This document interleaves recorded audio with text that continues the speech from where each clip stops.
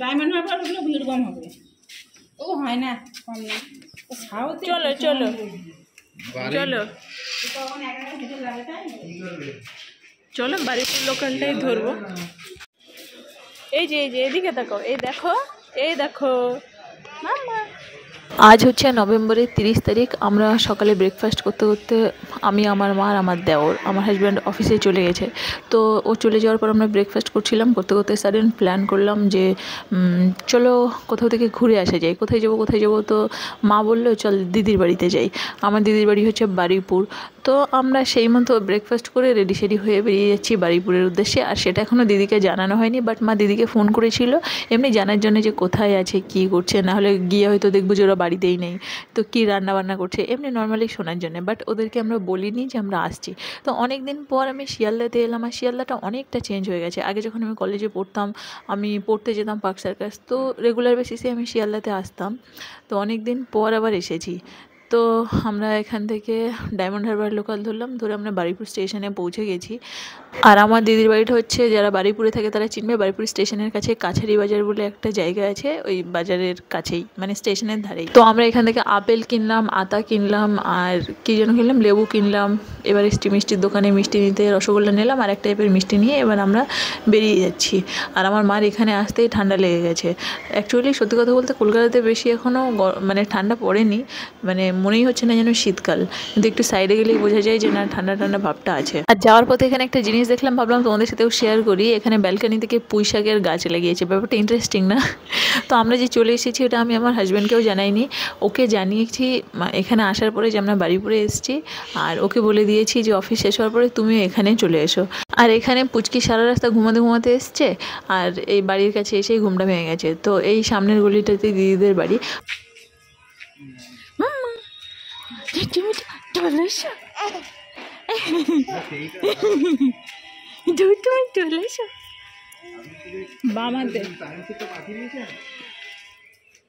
আমার দিদি যেহেতু জানে না, ইনফ্যাক্ট ওদের বাড়ির কেউই জানে না যে আমরা আসছি। তো চলো তোমাদেরকে গিয়ে দেখাই ওদের রিয়াকশনটা কেমন ছিল সেটা দেখো।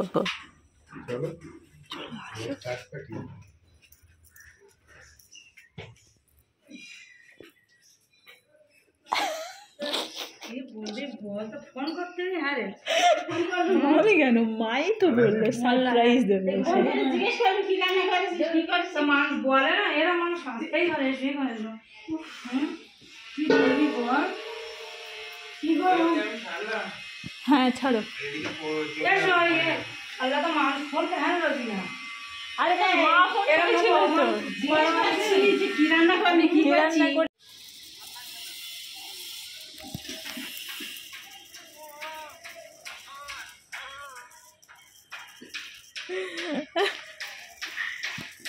ছাদে উঠলাম বিকালবেলা আমরা খাওয়া দাওয়া করে, আর এসে এত গল্প গুজব করছিলাম, ভিডিও কন্টিনিউ করতে পারিনি। ছাদে এসে একটা জিনিস আমার খুব ভালো লাগলো, এখানে যতগুলো বাড়ি আছে বাড়ির উপরে বেশ ছাদগুলো না সুন্দর করে সাজানো আছে, ছাদ বাগান করা আছে।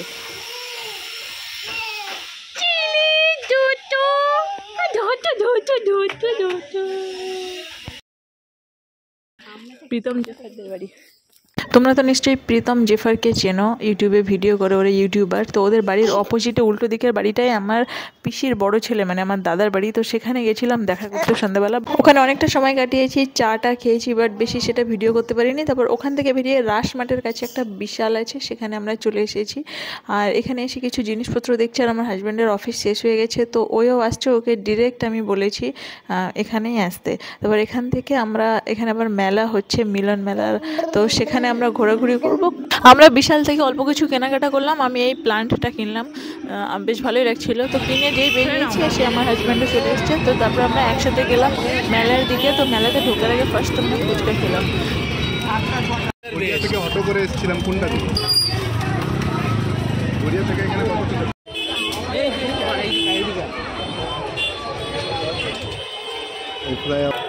আমাদের অফিসের মিঙ্গেল আর মিলন কি বেশি রাস্তায় না, একদিকে বাইপাসে আসতে গিয়ে দেখছি মালঞ্চ আরো করা আছে বা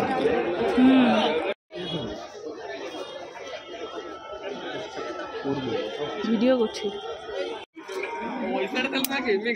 কিছু নেবে না? আমার লাইফ ঝান্ডু বম হয়ে গেছে, তাই তো?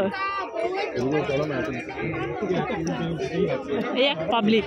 আমি যেহেতু নিজেই ভিডিও করি, কেউ আমাকে ভিডিও করে দেয় না, ওই জন্য ভিডিওতে আমাকেই কম দেখা যায়, বাকি সবাইকে বেশি দেখা যায়। আর পুচকি এখানে দেখো ঘুমিয়ে গেছে, ও বাইরে বেরোলে গ্যাঞ্জাম আওয়াজের মধ্যে ঘুমিয়ে যায়, বাট সাইলেন্ট রুমে একটুখানি আওয়াজ হলেই উঠে পড়ে।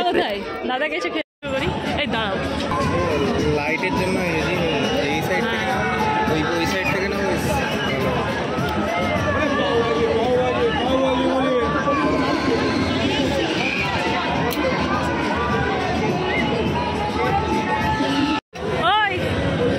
ওরা ব্রেক ডান্সে উঠেছিল, এই দুটো লিপস্টিকও একই লাগিয়েছিস? ভিডিও করলাম। বেস্ট ফ্রেন্ড, এমন বেস্ট ফ্রেন্ড যে দুটো লিপস্টিকের কালারও সেম। তোরা দুজনকে সবসময় একসাথে থাকিস 24 ঘন্টা?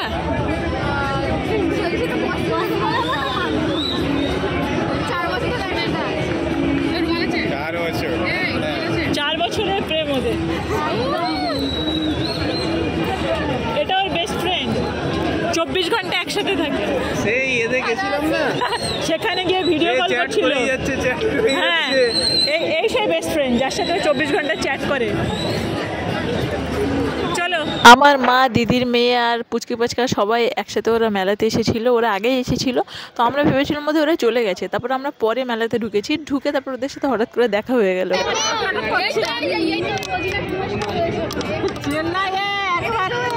কি হার্ট অ্যাটাক করছিল?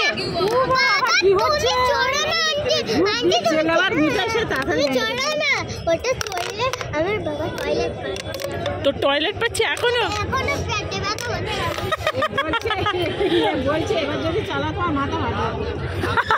কেন ওঠো? আচ্ছা, বিশাল স্পিড, আমার গা গোলাচ্ছে না। আমার সময় বেশি ভয় লাগে, তাই তো? মানে না, ওইখানে এই জাম্পিং গুলো আছে, ও সব চড়া হয়ে গেছে। ব্যাং চাপিছি, ব্যাং লাফাচ্ছি। এ কই? এই তো সাদা ড্রেস পরে আছে। এই তো এই আয়েশা এতক্ষণ ওটাতে চড়ছিল। আয়েশা সালমা ওরা দুজনে ওখানে চড়েছে। জুম করে দেখা যাচ্ছে। এরে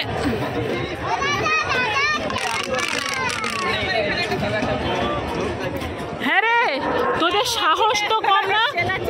তোরা এটার উপর উঠেছিস? তুই চিল্লা। এটা কি তোর বেস্ট ফ্রেন্ড?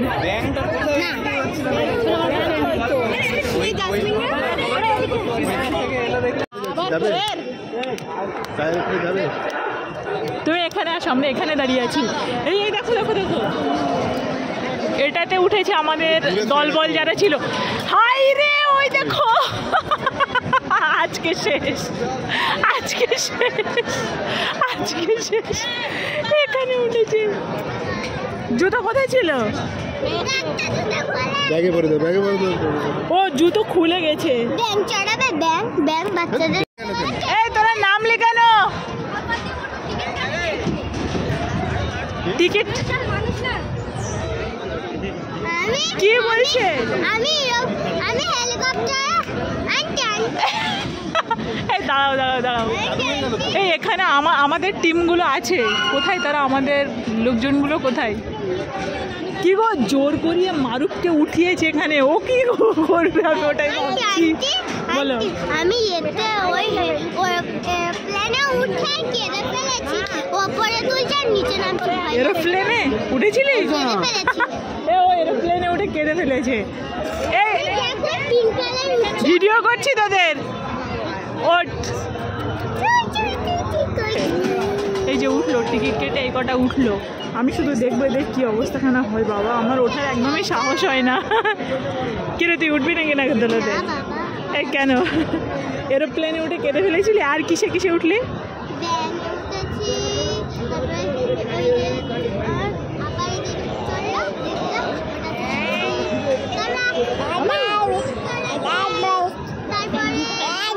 এই যে চালু হয়েছে, চালু হয়েছে।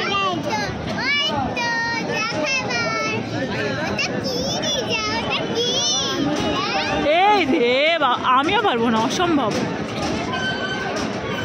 বিশাল জোর।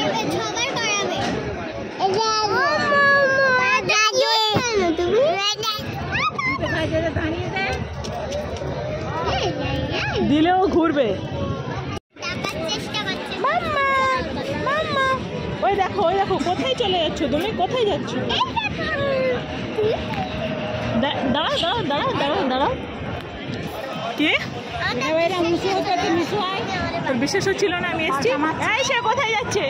কোথায় যাচ্ছে? মাম্মা এদিকে তাকাও মাম্মা। ওই কোথায় পালাচ্ছে। এই চালু হয়েছে, এর একটু দেখে রাখতে হবে কিন্তু।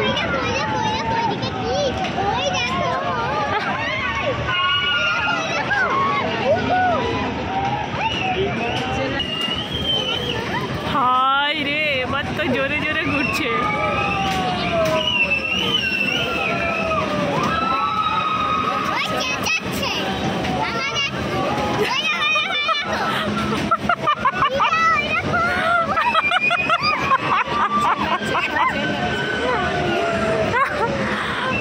বাপরে, এত স্পিডে মাথা শেষ, আমি মরে যাবো। এদিককার অবস্থাটা দেখো, এটাতে কেউ নেই তবুও ঠিক আছে, এটা এত স্পিডে। মাম্মা মাম্মা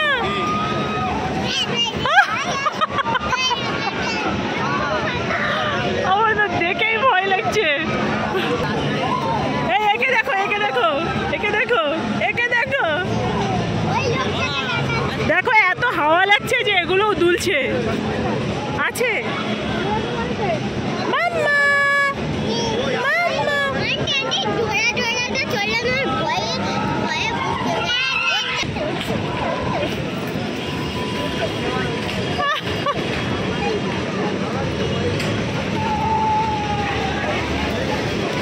আরে এত স্পিডে আমি শেষ, আমার দেওর উঠেছে।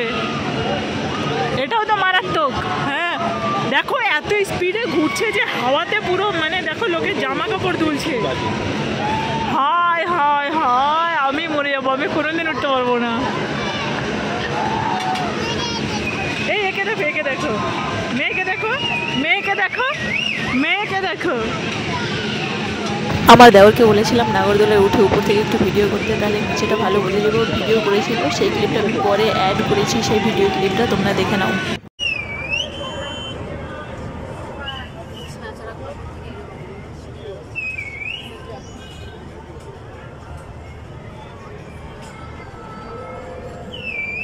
ব্লগে ছাড়।